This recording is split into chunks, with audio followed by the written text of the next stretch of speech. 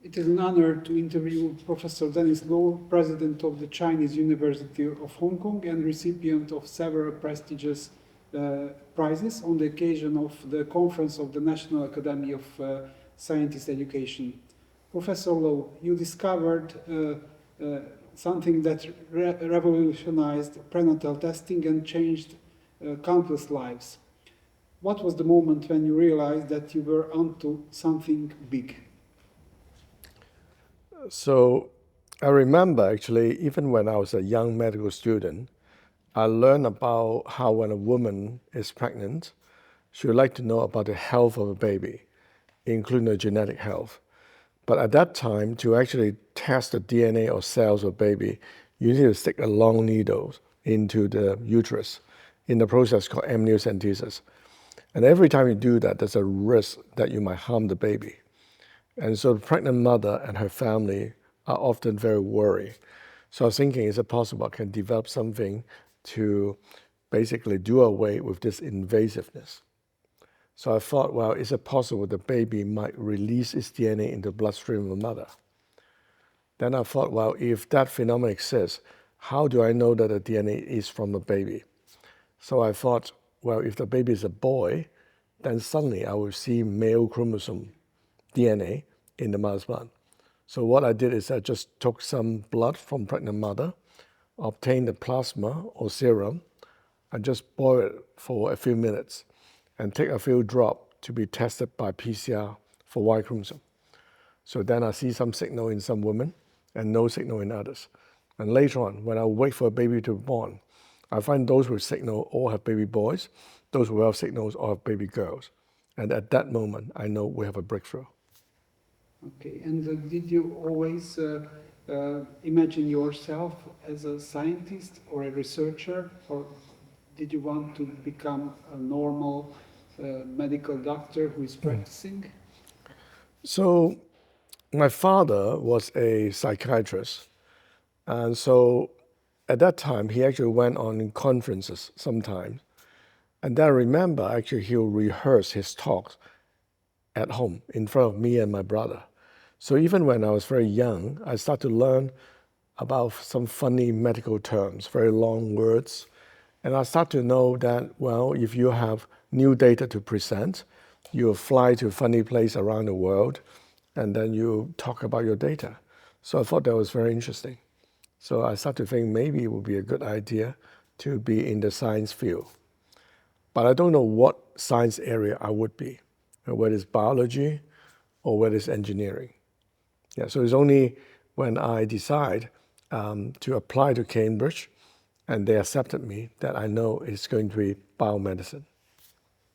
Okay, and if you were a high school student again, what would be the focus of your studies? Would you start again the same path? Yes, so at that time when I studied high school, I was in a Catholic school called St. Joseph's College. And this school is actually celebrating its 150th year anniversary. So it has a very long history.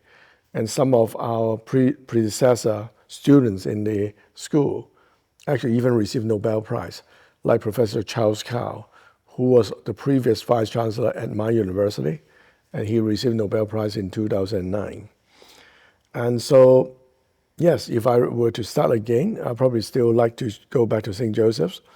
But of course now there will be some new areas which I probably would focus on, right? Like artificial intelligence. Yeah. And in your experience, what matters more in science, having right questions or having right answers? I think actually the right questions is probably the most important, because some wise people have said science is the art of asking solvable questions. So I think if you don't set the question right, you can't even know where to start. But after you have set the question right, then I think the next important thing it is the process. Actually, I think the process in a way is more important than the answer. Now, for example, like in my case, it took me a long time, many, many years, before I can arrive at a non-invasive prenatal test. But on the other hand, throughout the process, sometimes it doesn't work, but at least I learned why it doesn't work, and then I try another one. Did you always work in cooperation with others, or was it more typical that you worked alone in the lab? So in my area, biomedicine, so I have to collaborate with other people. Because I'm in a pathology department, so I need clinicians to collect the samples for us. And then now, of course, I need a bioinformatician to help me analyze the data. So it's always a collaborative work. And what do you think about the future of intercontinental cooperations? For example, about the cooperation of the Academia Europaea and your university, the so-called TNET. So do you think that these cooperations can be perspective? I think that science is getting more multidisciplinary because there are now so many disciplines and each one is highly specialized. Like I mentioned about artificial intelligence, you have special mathematical skills, you have special laboratory techniques, or even in this last few days we hear about cryo-electron microscopy, all very specialized. So one person, one group cannot master everything. So I think, yes, working together will be good. And I think, of course, I look forward to working with Academia Europaea. And my university has many of the members of this academia. And then through this visit here, I learned about the scientific ambition of Hungary. And of course, I'd like to learn more about the other members in the academia. What was your impression about this event, about this conference? Did you have any memorable meeting with students or mentors? Yes, I think that I met multiple groups of students and I was touched by their enthusiasm. Say today, we went to Jula and then we met with a group of students. And actually during our discussion, we talked on many topics. We talk about gene editing, we talk about artificial intelligence, we even talk about international investment in science. And we're talking about somebody who is maybe 15 years old. So I think that clearly, if we keep on nurturing them, I think the scientific future of Hungary is going to be very bright. And is there any difference between the attitude towards science of Chinese and Hungarian students? Do you have any impression about this? I think they're, one common characteristic with young people is that they are full of energy and they're full of curiosity. And so I think in that regard, it is very similar.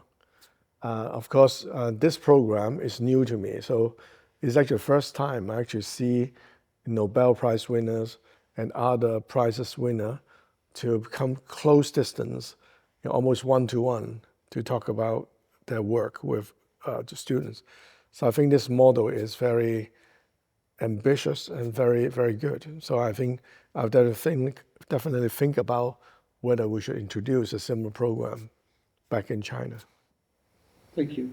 Thank you for accepting our request, and I hope that you enjoy your stay in Hungary. Thank you very much.